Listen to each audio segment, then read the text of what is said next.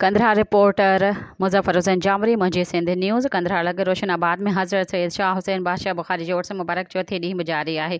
आख़िरी ॾींहुं ते दरगाह ते चादर पिणु चाढ़ी वई। मेले में शाम जे पहर सक़ाफ़ती रांदि मल्ह में सिंध पंजाब जा मल्ह पहलवान ज़ोर आज़माई करे वाह वाह कराए छॾी। तफ़सील मुताबिक़ कंधरा लॻ रोशनाबाद दरगाह सैयद शाह हुसैन शाह जो 200 सालाना उर्स मुबारक पुॼाणी ते पहुतो न्याज़नगर सॼे ॾींहुं हलंदो रहियो।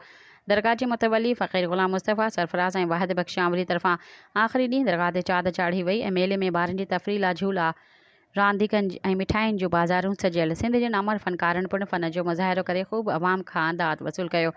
शाम जे पहिरे में सिंध जी सक़ाफ़त रांदि मल्ह पेश कई वई। सिंध पंजाब जे पहलवाननि हिसो वरितो।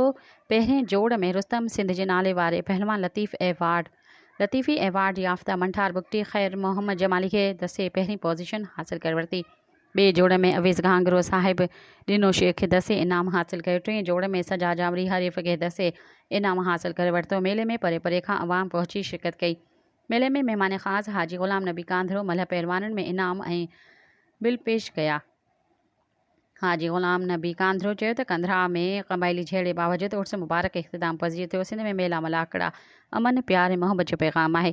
इंशाअल्लाह कंधरा में जल्द ई क़बाइली झेड़े जे वड़ चढ़ियल मुख़्तलिफ़ बिरादरीन ॾे अमन जो पैगाम पहुचाईंदासीं। जीअं हमेशह जीअं कंधरा में अमन क़ाइमु थी सघे।